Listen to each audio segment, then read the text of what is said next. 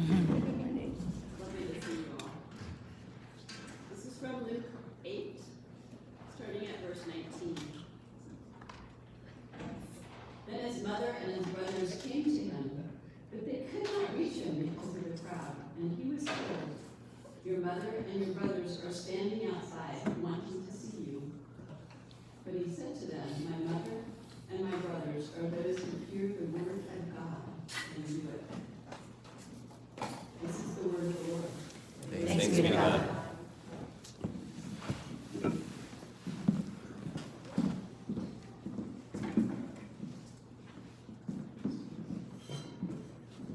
Thanks so much, Kathy. And official welcome to Town Tent, all of you. We're actually going to try something slightly different for Town Tent this year, because because it is the brand new decade. Like, it's our sort of tradition here at Church on Walls that at the beginning of the year, sometime in January, we sort of look to the year to come. We try to look for, we ask what's our vision, or think about that together. It's a bit of family business, so if you're new, welcome. This might feel a little bit to you like if you go to Thanksgiving at somebody's family's house, you're like a guest. So the food will be even better than Thanksgiving, definitely. So Rochelle, the food is it's where's Rochelle?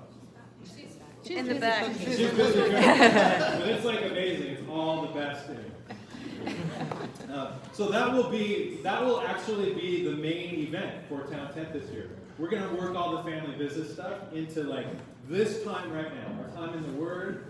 This is our text for today, and I chose this text mainly just because it's one of these sort of radical Jesus things where he talks about how the community of faith is actually like an intimate family. And as you see here, in a way, he's like, other places he says, if you don't hate your father and mother in comparison to like me and the community, then you can't be part of the community. Like he says this like radical. People are like, whoa, what do you mean? You're not supposed to hate your brother. But it's just this deep sense of family that we actually all share. And it's in that sense, it's in that spirit that we want to do Town Tent. We want to look to our vision as a family. And in a sense, we want to not just look to this year, but we really want to look to the next decade. We are beginning a new decade. And so I'm actually asking us to look pretty expansively. And for that reason, in a sense, we're doing Town Tent for the next 3 weeks as well. Like we're kind of looking at like what is the place of this faith, this family right here, and what is our sort of witness to Berkeley and the broader world really for the next 10 years. And in order to do that, it's a little surprisingly, vision statements are usually very future oriented, but I'm going to do something a bit odd, and I'm going to look back. And the reason I'm going to do that is it's deeply embedded in the gospel message to look back and understand our sort of broader family history. Because as a church, like first of all, when we come to faith, the center of that is sort of Jesus and me, right? Like Jesus saved me. Like the God of the universe loves me, died for my sins, and actually knows me intimately, gives me the gift of the Holy Spirit, and I can walk and talk with Jesus. And that's the center of ourselves. But then God also says, but then you're part of this bigger family. Like the people who come to this place on Sunday mornings, the people who you meet up with in your houses, in life groups, the people we go on retreat with, the people that we hang out with. Those aren't just kind of, Christian friends or whatever, people I want to, good people that I want to raise my kids with. But this is it's genuine family. It's really important. And I think we know that at our church. That's a really deep value, that sense of community and family and spiritual friendship. But what I want to actually encourage us to think about today is our extended family. Not just the family in this room, but the fact that we actually belong to a broader, this is kind of like our nuclear family, so to speak. But I want to think today about our broader family, our ancestors, so to speak. And what I'm really hoping that this does for you this morning would be a little bit like the movie Coco. I hope that this experience for you this morning will be as good as Coco. Are we going to cry like we do in Coco? I have to say. Asking for a friend. Yeah, right. No, I will confess with no shame at all that I did cry at Coco. And I literally can't think of the previous movie that I cried at. I don't even know, right? Because I'm not really a crier. I'm ashamed. I'm not in touch with my feelings. I should be, but Coco. I should be. I mean, if you're gonna cry at Coco. Do you have a heart? Yeah. Yeah. And like, why is Coco so moving? Well, I mean, we can talk about that. Yeah. But mostly it's because, like, what's the little boy's name? I forgot his great movie character name. What? Miguel. Okay, so why is it so moving? It's partly because Miguel, in a sense, like his experience of family is like, it's kind of irritating and kind of constricted, right? And we can relate to that. A lot of us can relate to that, right? But through learning about his family story, I'm sure all of us have seen it, but I still won't do any spoilers. But through learning the details of his family story, it's so striking how he sees his family differently towards the end, right? And he really comes to value, like he does the same stuff as he always does, but he sees his family differently. That family altar, the role of music, all these different things, the healing that comes, it's just really a beautiful thing. And so today, I want to tell some family stories that really deeply impact this community. And I'm hoping it'll have the same impact on us that it sort of had on Miguel. And I recognize that this might be a bit strange for some of us. We tend to think of like, to find a church because it like works for me, right? You hear that a lot. People go church shopping to find a church that works for them or feeds them, right? And we don't tend to think about what's the broader extended family that I'm part of.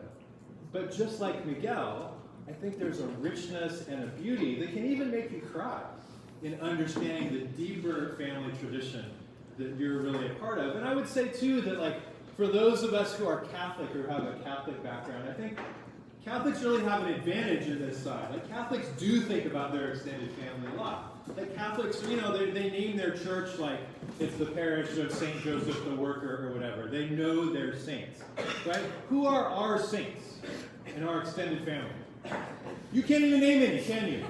Well, I'm going to give you 3 saints today. Yeah. I'm going to tell some stories of saints from the sort of little branch of the family that's really sort of shaped this community. And so, if you're part of this church and you're thinking about what's our witness, what's our family going to be like for the next 10 years, I think that looking back to this family story is actually a great way to figure out the right way to move forward. And I would say, too, that looking into our family stories, of course, it brings up both pain and pride, right? Just like it did for Miguel, right? Your family stories there are always parts of your family story that are hard to take. But today, I actually want to focus on the pride side of it. I hope that you will come out today feeling a bit of family pride for sort of who we are and the sort of traditions and the stories and the culture that has shaped our community. And so overall, in this series, we're going to be talking about how for the next decade, in a sense, we'd like to see ourselves as part of the radical center. That would be a very abstract way of expressing what we're looking like. And over the next really 4 weeks, we want to sort of explain what that means. I know it's starting abstract, we're going to go family stories, and it's going to become clear. I think it's really important, partly because the reason we've chosen the nomenclature of the radical center is because we are currently, like this decade is beginning in one of the most polarized times in American history. There are certainly ebbs and flows in polarization, but we are trying to figure out who we are as Christians, who we are as the family of God, in a polarized age in which, frankly, a lot of our extended family might feel embarrassing to us. As we look at what the media say about in our polarized age, the political statements they make, those kinds of things, you might feel like, oh my gosh, it's like my crazy uncle. And I actually feel like I moved in my own sort of academic career, I moved from studying philosophy of religion to studying history, partly because one of the things I noticed is, when I was growing up, I feel like people decided what kind of religion they would be part of based on what they believed, right? They would sort of be like, well, what is it true? And they would look at evidence and they would sort of, I'm this denomination, or I believe this or that sort of thing. But what I realized is that more and more, people are sort of choosing their spirituality or their faith tradition based on the kind of people that they want to be part of. Are they good people? You know, is that a good group of? And I feel like for the sort of a lot of the Christians that we see in the media, people around us might say those are not good people, and we might feel that ourselves. So it's sort of asking the question, like, how do we be family in this polarized age in which it seems like we have a lot of crazy uncles out there? And I feel like that has really impacted a lot of us, even emotionally. Over the last few years, I've been sort of watching that, and I've been hearing from many people who even say, like, I don't even want to identify as a Christian. You know, it's like, I'm embarrassed. And don't even bring up the word evangelical. I am not. You know what I mean? It's just, there's a sense of reticence that can even impact our relationship with God. Because it's like baby bathwater kind of thing. So that's why I think it's really important to look back and sort of see, in this age, we actually have a family tradition that we can be really proud of. So that's what we're doing this morning. And part of what we're doing this morning, the reason my phone number is there, is because it's a sort of town tent, and actually, like, we're doing town tent right now. I want to open this up to, like, questions near the end. I bet you're going to hear more new stuff this morning than you normally do on a Sunday morning at Church That Walks. And you might have questions about it, and we just want to give a little more space to that, because after all, this is town tent, and it's okay to be just a little bit longer. So basically, if you have a question while I'm talking, please text it right away to that number. Bora has my phone, and Bora will sort of be the one to ask those questions and to kind of go through. If there's no questions, that's fine. I'll just talk even longer. But feel free to, if you don't know my number, you can like write that down right now. That slide will go away in a second. But feel free to text during, so there won't necessarily be a time for questions, but they'll just kind of be emerging as they go. I also want to take this time to do something I've literally never done, and that is hawk my book. A few years ago, I published a book that is related to what we'll be talking about today. It's on the back table, and if you want to hear more, God forbid, you actually want to hear more after all of this, you can have a book that Paulina is waving in her hand right there for the low price of only $5, and we're going to give it all to the church. So just put $5 in the thing there, you can have a book. It's great. I'd be happy to get rid of them. They actually didn't sell that way. But I'm going to explain why they didn't sell it. Other than your enthusiastic promotion? It is a really good book. All right, here's our family story. Are you ready? Our family story starts about 100 years ago. And I would say that in the 19th century, and I'm going to tell the story of a certain kind of evangelical Christians. All right? And I would say, first of all, like for those of you that were just like triggered, like evangelical is actually a beautiful word that describes a beautiful tradition throughout a lot of our family history, right? I would say that especially in the 19th century, many evangelicals were a beautiful sort of combination of like strong, deep Christian spirituality, like personal relationship with Jesus, Bible-believing, Bible-loving, in combination with sort of very concern for evangelism and justice and activism in the world and reform. You know, you think about like in the 19th century, a lot of evangelicals were leaders in sort of feminism and gender equality and racial equality. A lot of them were leaders in the fight against slavery. A lot of them were leaders in the fight against urban poverty. All kinds of stuff, right? You read about these people like, these people are great. I would love to talk about them now, but I'm not going to do it. I'm going to stay within my limits. What's interesting, though, is about 100 years ago was another season of polarization, a bit like ours now. And the church basically, when I say the church, I kind of mean the Protestant church. The Catholic Church had its own story. But Protestants basically split in half, and they hated each other. And on one side were these like fundamentalists who were like, they sort of took over from the evangelicals in the 19th century. And I would say they really held on to like Bible-believing, personal relationship with Jesus stuff. And they preserved that stuff. And they sort of held to that. Whereas the liberals, or the modernists as they were called, they were more open to like Darwin and evolution and sort of critical thinking, academic thinking about the Bible that sort of questioned some of the history of it and that kind of thing. And they held very strongly to the sort of the idea that Christianity should be prophetic and it should speak a word of justice, it should speak truth to power to our society. The thing about polarized ages is it tends to create two teams that you can't question anything on your team. And so I think what really happened is both of them got half the gospel a little bit. The fundamentalists got the sort of personal relationship with Jesus and their understanding of the Bible. But frankly, they got rid of all the justice stuff, all the prophetic stuff. For what reason? Well, because the liberals were doing it. Honestly, I think that's the reason. And they really stepped back from anything that would be progressive or prophetic. And they, it's a sad thing.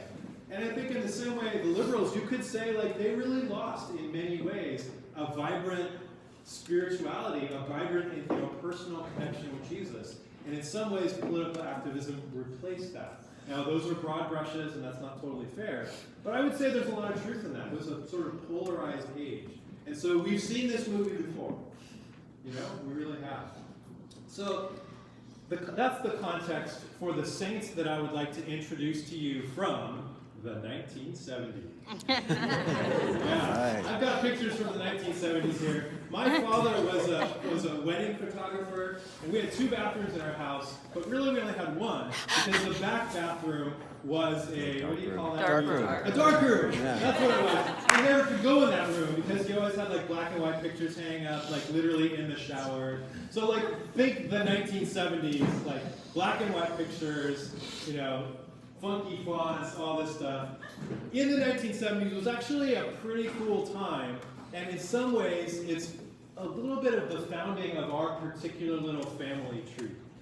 So I introduce you to 3 saints from our family tree, which some people have called the evangelical left. Now again, everyone's just triggered again. But this is what scholars call this group of people, and I would actually say this church was founded 20 years ago by good people like Kathy and others among you. Like, we were definitely, at that time, we're definitely part of this evangelical left movement. And I'll explain to you what that means, right? That doesn't mean that you have to be politically left to be part of this church. It doesn't mean that you have to be whatever evangelical means. But look at what this particular group of people were doing to overcome their polarized age. And I think there's a lot we can learn from that. So here we go. The first saint is named Ron Sider. How many of you have heard of, please raise your hand, I really want to know if you've heard of Ron Sider. Okay, that's somewhat proof that we are an evangelical left church. Because if you have heard of Ron Sider, you definitely are. It's like this tiny seminary. I used to teach in a seminary, which was a little more centrist, right? Like, how many have heard of Ron Sider? These are students in seminary. They're like, nobody. Literally nobody out of 100. Right? So, Ron Sider's a guy who wrote this book, Rich Christians in an Age of Hunger. See the cool 70s graphics? It's awesome. And what's so striking about Ron Sider is that Rich Christians in an Age of Hunger was one of the first books in a very long time to say that the gospel actually impacts the way you spend your money. That the fact that there are so many rich and poor people in the world, and that many of these evangelicals he was writing to are at least middle class, which in a world context means very wealthy, like, that has massive implications for how we live. And so he called us to live more simply and to give more generously and to think hard about the way we think, the way we live our economic life. And so for us, the impact of Ron Sider, we see that every year in our church, just in our giving week. The fact that we say, we recognize our privilege, we recognize we're wealthy, we recognize that following Jesus will have an impact on our pocketbook, and that we will give generously to the poor, just because that's what it means to do justice. That's what it means to follow Jesus. The fact that that's so much a part of our DNA really comes from people like Ron Sider in the 1970s. And so we sort of take it for granted, but this guy is sort of a saint for me, and he's got 5 different editions of this book. I've got 3 of them, and in some ways, it's still worth reading, right? So that's the first thing. Is some of these this evangelical left, they had a very big view of what it meant to follow Jesus. It means it includes the credit card purchases you make. It includes your budget. It includes whether you are generous to the poor, many of whom you may never even meet in the world. And so we are proud heritors of that. And moving forward in this decade, I hope that we'll continue in that tradition of the evangelical of Onside. Here's another saint I want to introduce you to. This is John Perkins. Same thing. How many of you have heard of John Perkins? Well, even more. Great. John Perkins is more famous than Ron Sider. I'm really glad. I would say that even personally, like John Perkins changed Jody and my life. John Perkins, I would say, is really the first African American leader to make a big impact on white evangelicalism. He was really the first African American leader that white evangelicals really listened to. They did not listen to Martin Luther King, partly because Martin Luther King really was in that Protestant liberal tradition, so they were suspicious of his theology. But in some ways, John Perkins, who had a very strong sort of even fundamentalist belief in the Bible, did Bible studies every morning, like he's a very sort of strong evangelical Bible-believing man, like they really trusted him. But what he was calling people to in the 1970s was really, really challenging for your sort of average middle-class evangelical. Because he grew up in Mississippi, in a poor neighborhood in Mississippi, became middle class in California, and then moved back in. Like nobody did that, right? The Great Migration, you get out of that. You get out of the rural South. He actually moved back to the rural South. And he followed a sort of lifestyle that he described in 3 R's. Not reduce, reuse, and recycle, but relocate, redistribute, and reconcile. And what he meant by that was he was thinking about this thing at a time of white flight. And in his case, black middle class flight as well from rural areas. But this was a time in the 70s when sort of inner city neighborhoods, like anybody who could get out did. And so what was left is just people who had less resources and less social connections. And so his prophetic call was to move back in. If you're a person of privilege, move back into a place like that. And so you relocate there. And then as you're there, you reconcile. You build up relationships with your neighbors.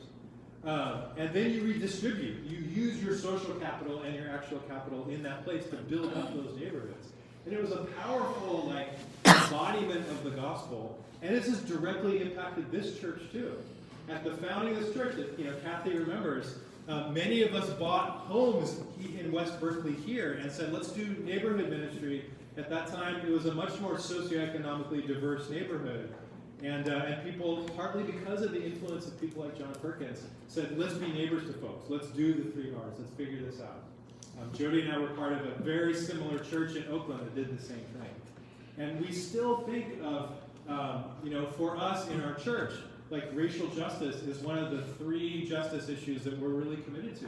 Really following in the footsteps of people like John. So really, really grateful for him.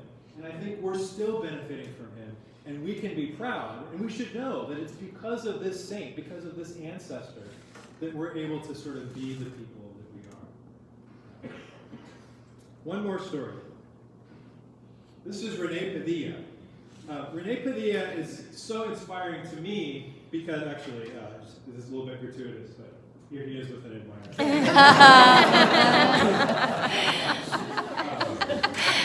I went to Costa Rica, and his daughter preached at our church. Do you remember? Remember Ruth being here? Yeah. But he's great. He's one of the heroes of mine. This is John's book from the 1970s, and this is Rene's book from the 1970s. This was actually my doctoral comps. I used this book because I love this guy so much. And he's so inspiring to me because basically he paints a picture of God's mission in the world. We called it Misión Integral. And in Spanish, integral is it's the same word for if you talk about whole wheat bread, you say pan integral. Right? And that's obviously the best kind of bread because it's all together, it's not divided. And so what Padilla really did is in a context of the 1970s in Latin America, he really sort of divided in its own polarized way by sort of liberation theology on one side, which was, spoke a lot about justice, but was also very Marxist inflected and sort of said, to do justice, you have to have this Marxist tinge. And then this sort of conservative, white-led Christianity, which tended to be more conservative and care actually less about the poor. And they wanted to save souls, even if some of those souls were starving. He really critiqued that. He was sort of right in the middle. And he painted a picture of the gospel which really challenged both of those polarized views. Where he said, yes, we need to preach the gospel to everybody. We want to share this good news with people. But what good is it to tell the gospel to somebody if they're starving? You know, how can we just ignore justice as part of the gospel? He really brought those things together in a way that was very holistic. His response to a polarized age is to say that yes, the gospel is personal, but the gospel is also political. We can't just make the gospel political. We can't just make the gospel personal. The gospel is integral. The mission of the church is integral. It's whole grain. It's holistic. And so I think for us too in this church, that we are also very impacted by this. That we want to try to live that out together in this place. And I think Dr. Padilla speaks a powerful word to us today as we try to negotiate this pressure that's trying to make us not integral.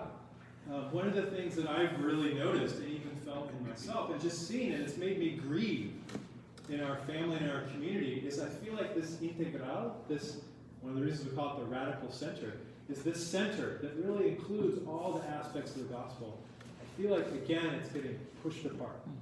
And so I have good, close friends that are maybe you do too, that are so committed to sort of justice issues. And they've said, you know what, screw the church. And they just walked away. And I understand, but it pains me because now I see that they're, I cherish that faith and that personal relationship with Jesus. And I see that even in activism, we need that connection to God and to the Holy Spirit. It's the Holy Spirit's idea anyway to do to do justice. So as I see sort of people who are sort of caring about justice, but just can't handle the church anymore, it grieves me. And certainly as I see the sort of rightward edge of the church, where, just a little, here's why my book failed, I think. It's not just my book, it's me and Sunchan's book. He's the famous guy, so it's really Sunchan's fault. It's really not Sunchan's fault. I think it's the fact that, when we wrote that book, we had this great hope that the evangelical church, broadly speaking, would grow to become more integral. That they would care about both evangelism and justice. That they would care about personal relationship with Jesus and the political expression of the gospel. That we could see that growing in, 2008, when we kind of got that started. And now 10 years later, that center has collapsed many places.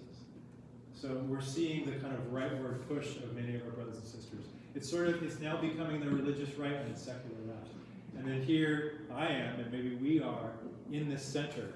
It's not a wishy-washy center, but it's an integral center. It's a center that holds things together, that holds the fullness of the gospel together. And I think that's the gift of Rene Padilla to us and the entire evangelical left.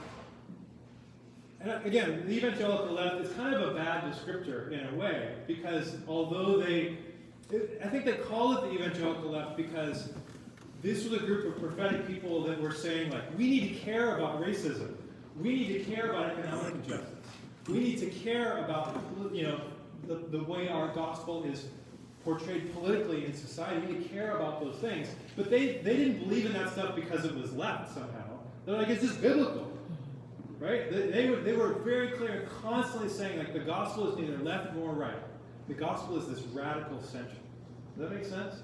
And so they actually were constantly rejecting the idea of evangelical left, and this is just what scholars have put on them because they're impressed by, they're protesting the Vietnam War, they must be left. But they're saying, we're protesting the Vietnam War because Jesus is the Prince of Peace. Right? We care about gender equality because in Christ there's neither slave nor free, male nor female, slave nor, barbarian, Scythian, slave, or Greek, all that stuff. You know what I mean? I used to have memorized this. And in the 1970s, this was the heyday for the evangelical left. Think about Jimmy Carter. Jimmy Carter is evangelical left, straight up. Jimmy Carter, one of his last big speeches, was telling everybody that they should put on sweaters and turn down the thermostat. We are clearly achieving that today. Yes! Living it out. Our carbon footprint of this year is 0. So you are prophetically suffering for Matches the tent. But they mocked him. shivering. They mocked him. Jimmy Carter. So, the evangelical left has had a rough go of it recently. But I think this church is still holding on to many of the best aspects of the evangelical left. And in some ways, things are even better now. I mean, you notice that all 3 of these big figures that I chose were men. Part of that's because I would say that the evangelical left, one of their shortcomings was, even though they talked about gender equality, a lot of their leaders really weren't. But I would say that we've grown into something. This is a church founded by a woman. Many of the founders have been female. Like Ron Sider's organization is now led by a friend of this church, Nikki Toyama Tsetso. The presence of Asian Americans in the evangelical left has exploded. Like my co-writer, he's the famous guy, Sung Chan Ra. So I think in some ways we're even growing. But I would say that in other ways, the evangelical left has really shrunk. Frankly, I wouldn't be pastor of many churches that I would have, they wouldn't hire me. So you guys, I really feel stuck with you guys. We feel the same.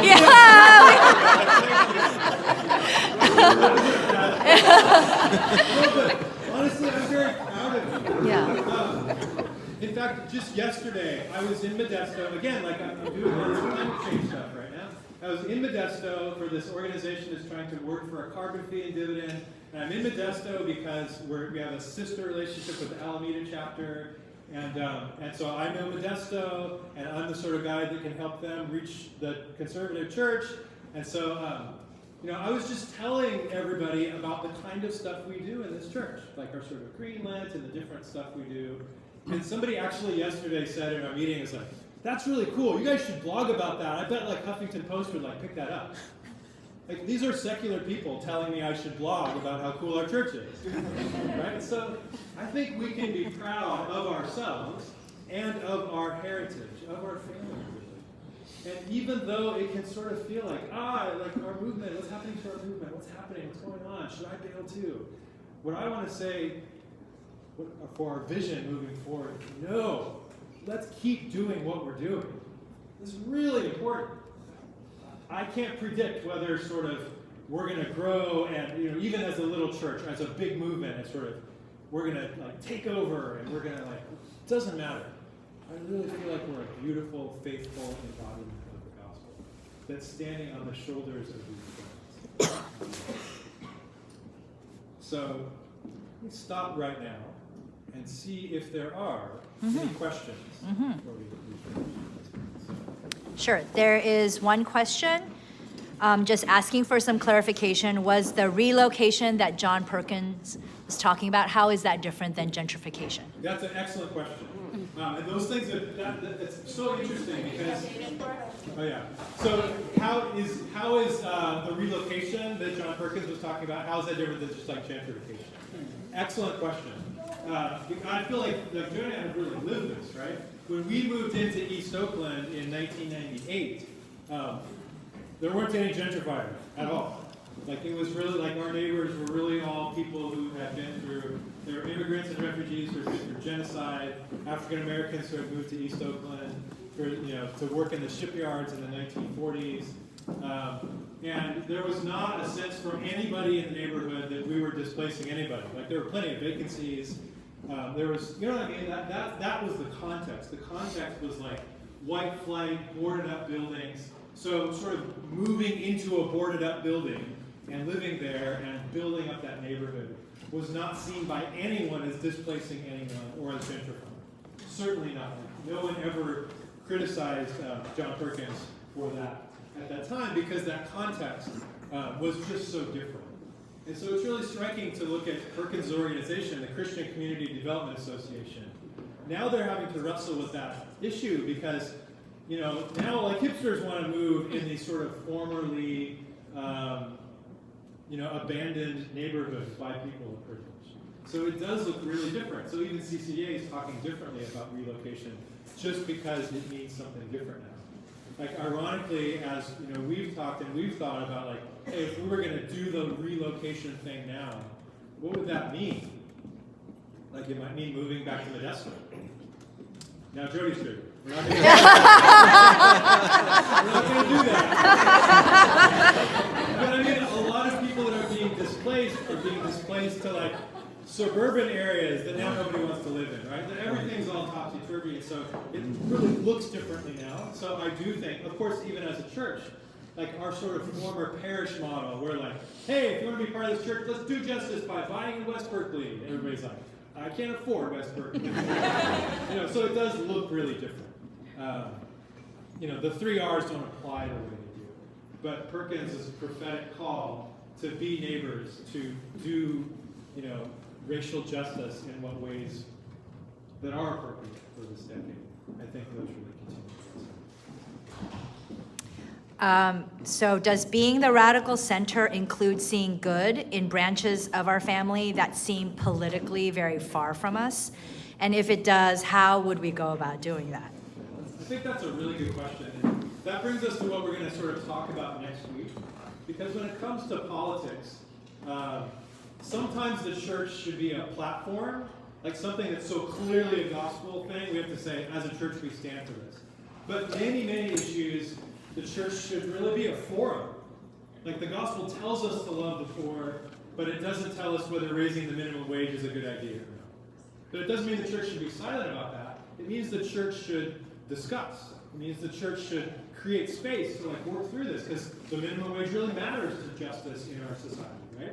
But the church can't necessarily, the Bible doesn't tell you whether raising the minimum wage is a good idea. So there are sort of controversial issues, and one thing that we're going to talk more about later on in this series is the the way we posture ourselves in response to the LGBTQIA community.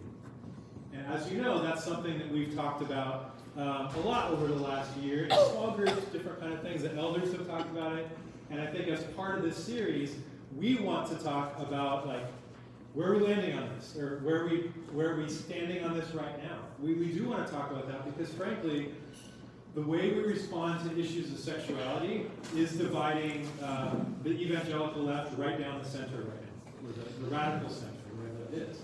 I mean, that's just a sociological fact. The people that would identify, they believe in the Bible, they care about justice, they're divided about what that looks like. And we are too as a church. How do we respond? That's not easy. So the question that was asked is not just out there, it's also in here. How do we know when we should make something a platform? How do we know when we should make something a forum? And we'll talk more about that. But I think in direct response to the question, how we think about people who are politically ways that we feel abhorrent and we might feel are embarrassing to the gospel and embarrassing to ourselves. How do we relate to them? And all I can say is, for me, I really think the crazy uncle analogy really is very helpful. Because on one hand, we're called to love our enemies as Christians, right? And sometimes your enemies are the people in your own family, they're closest to you, right? So to just sort of repudiate people like those people, to say bad things about them, to demonize them, whatever side you're on, that's wrong. Jesus said to love your enemies. And those folks are people who claim the name of Christ, and they're sort of in our family. They are in our family. And so in one sense, we kind of claim them, and we recognize that we all have blind spots, we all fall short, but they're in our family. And you can't just become pure by sort of rejecting those people, right? I think that's true in the same way that your crazy uncle is still your uncle. On the other hand, you don't go into business with your crazy uncle. And maybe you don't invite him to your birthday party. Maybe you just see him at Christmas. And maybe you don't talk about politics with your crazy uncle. And maybe to your friends you have to explain that my crazy uncle does not stand for me. I think it's important to do that. Not in a spirit of divisiveness or judgmentalism, but it's really important for us, even as a church, to say, we are not that. And that's why, just for me personally, and I shared with you after Donald Trump, even before Donald Trump was elected, I was part of a group of evangelical left leaders that did a public letter saying that the things Donald Trump stands for are not gospel. Now, I made that choice at that time to say, like, this is a platform issue for me. I never would have done that about Mitt Romney or John McCain, right? This is not like at all saying Republicans are bad. It was, for me, making a judgment that, like, being that racist and xenophobic is something that stands against core issues of the gospel, and a Christian leader should sort of stand up and say, this is incompatible. As part of our witness, right? And so that was a decision that I made, and that was a decision I felt comfortable talking about in the context of this church, and I know many of you even signed that document as well. So I think there is a need for the point of for our common witness to really say, like, just to be clear, I'm not that kind of evangelical. Because it's really important, because there are certainly, like, it's interesting to recognize and just acknowledge how much crap that God tolerates from his kids. Think about it. I mean, people are like not Christians because they're like, the Crusade, the Inquisition, like, you know what I mean? We'll go down the list. Like, if you do surveys in the United States, the number one descriptor of evangelicals from the general public is what? Intolerant? Hypocrite? It's homophobic. Oh. Yeah, that's the number one thing that people think about us. When I say us, I mean the broader. You know what I mean? And so for me, this really plays into the fact, like, would I even call myself evangelical? Like, I literally wrote a book talking about, like, evangelicals are great and you should be this kind of evangelical.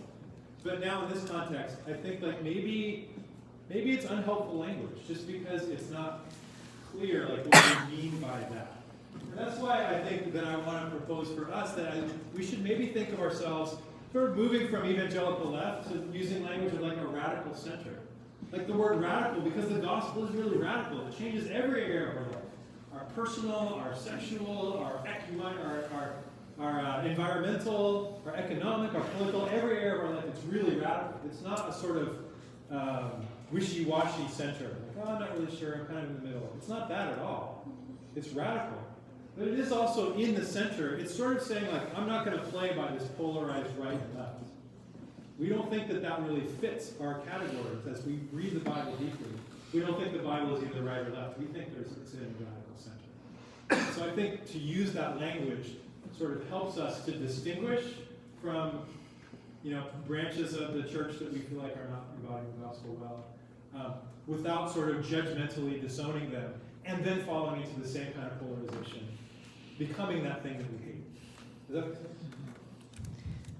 So maybe I'll combine two sort of application Yeah. related questions. So one is, are there contemporary examples of leaders or communities that are embodying the radical center or evangelical left well? Yeah. And then what implications does this have for collaborating with local churches and justice efforts in our own Berkeley community? Yeah, really good question.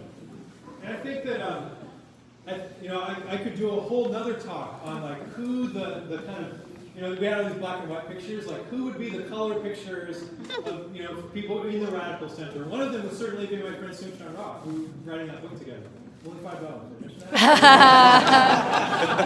But, like, he wrote a book talking about how he called it the next evangelicalism. Again, this was a while ago. But he talked about how evangelicalism is now really multicultural. It's no longer sort of white-dominated the way it used to be, although the media portrays it that way. And so he's a sort of person like that. I mean, Nikki Toyama Setso, who some of us know, raise your hand if you know her. We're doing that. See, look, a lot of us know her. She took over Ron Sider's organization, right? It's called Evangelicals for Social Action. And, she was in town, I met up with her, she talked about how, that word evangelical, how are they dealing with it? It's tough. But her organization is keeping alive this kind of history, this kind of tradition, this kind of these family values, so to speak. And I could go on, I could give lots of names. But one thing I would say, and frankly, this is a reason I moved from being an academic to being a pastor, it's harder to find churches that are really radical centered.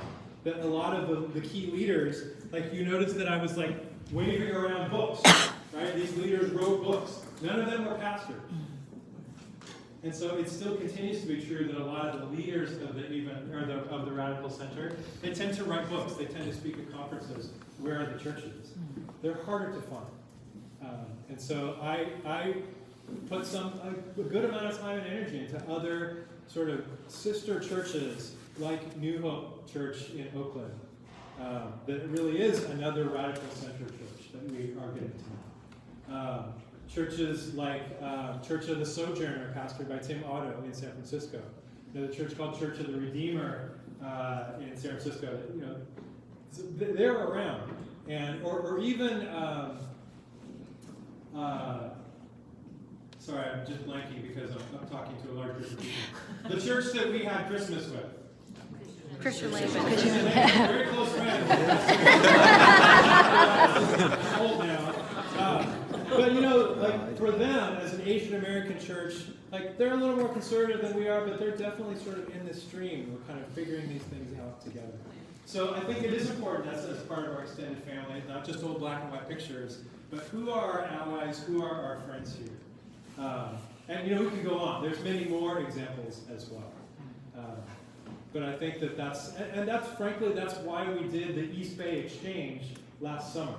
If you weren't here, that was the time when we actually, a group of us, like all of us actually, we didn't meet as a church, but we met in 7 other churches just to kind of get to know other. And those were churches of varying ethnicities, various racial groups, multi-ethnic, different kind of traditions. But those were all churches that in various ways could be seen as Radical Center. And it was our attempt to kind of make those broader connections. So I think that, that this approach, it helps us connect with our past, but it also helps us connect with our broader present. I think that's it. Great. I think that's it. Craig Wong would love to get together with you and Jody sometime soon. Yes, I'm aware. Just answering should I answer your text for you? Oh, did he actually text right now? Yes. So he's another Radical Center. Maybe it's God speaking to him. So I guess the last thing I want to say, this is Town 10 after all, and we're going to shrink all of our big family business that we usually do into this one thing, right here. Join a life group. Let's go back into our life groups. We always take a break during Advent. Now we're kind of coming back. We're sort of starting up now. Many of you know what's going on in the life groups. If you don't know, you can go to the webpage, which is updated as of right now. It's updated. It's really there. If you're not sure what's going on, please talk to me personally. I can help you find a life group that would really work for you. And we live just a little church, so I can literally talk to all of you. So please don't hesitate. You can text me right now. Talk about life groups. And just remember that as we re-engage in life groups, as we live out the gospel together in each other's homes, as we pray together, as we do justice together, as we read scripture together, all of these things, that we are living out the Radical Center in a way that people do see, and in a way that people are impacted by. And in a way that some people even think we should be in Huffington Post. I'm just saying. Some people think that. But it takes those little yeses to community to say, yeah, I'm going to be back in life group. The gospel is embodied. The gospel isn't just writing books and talking about it. The gospel is living it out in the day-to-day. And the last sort of bit, and I'll sort of close with this, and we'll move into worship. The last thing is that a big event that's coming up is our Lenten Prayer Retreat coming up. We have these kind of things, these kind of retreats throughout the year. We just had our Advent Prayer Retreat. We had our Fall Retreat. We're going to do this in Lent as well, partially because after our Fall Retreat, a lot of people are like, this is great, we should do more of these. We're like, okay, we'll do more. But partly also because in our church, part of our tradition is to really value the Christian seasons and to live out Lent together in a way that's really communal and really family-like. However, we may have all experienced that thing of like Lent comes up on you and you're like, what am I going to do for Lent? I don't know. I'll give up chocolate. That's sort of just, So we decided to do this sort of Lenten prayer retreat, which is on the church calendar. It's like, February 28th, is that right? No, 22nd. 22nd, there it is. February 22nd, on the church calendar. Come to this prayer retreat because it'll be a space where we can sort of ask each other, what are we going to do collectively for Lent this year? how are we going to be prophetic? How are we going to be radical this year? And Lent is a time of year when we face some of those hard issues. And we sit down and talk together. And we'll even have Lent-specific small groups that are related to some of the issues, the challenging discipleship issues that we care about most. Even just personally, like that's the time I'm going to sort of launch my creation care in an age of climate crisis. And we'll have several of those groups. So look for those. But do consider signing up for that sooner rather than later. And sort of, I really believe that in this season, even in just doing the normal things we do, breaking bread together soon, eating rice together soon, that we are embodying this kind of community. Let me pray for us. God, I pray that you would give us appropriate pride in our families, Lord. I pray that you would help us to be grateful for the heritage that you have given us. Lord, that we aren't just church shoppers, we aren't just people crafting our own individual spirituality, but you have given us a family to include us, to love us, to express your love, and to show the world what your gospel really looks like. God, I thank you for saints. Lord, I thank you for saints long ago in black and white photographs. Lord, I thank you for saints here in the Bay Area. I thank you for saints sitting in the folding chair next to us, in this cold building this morning, Lord. I thank you that we are walking among saints, Lord, that we are walking among holy brothers and sisters. Lord, thank you now for the opportunity to pray and to worship and to break your holy bread of the Eucharist together. We pray in Jesus' name.